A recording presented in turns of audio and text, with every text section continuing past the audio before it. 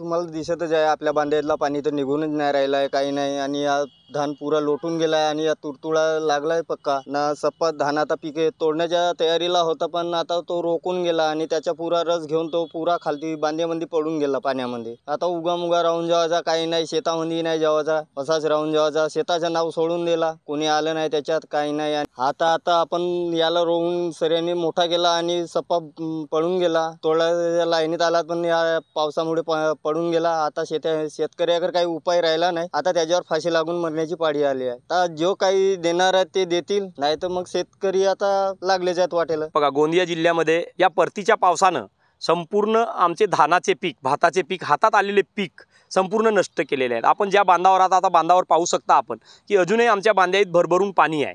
आणि ह्या अति पावसामुळे मावा आणि तुडतुडा हा रोग एवढा भयानक वाढला की शेतं आता पूर्ण जडून भ्रष्ट झालेले आहेत माव्यामुळे. आम्ही माननीय तहसीलदार यांच्याशी संपर्क साधला.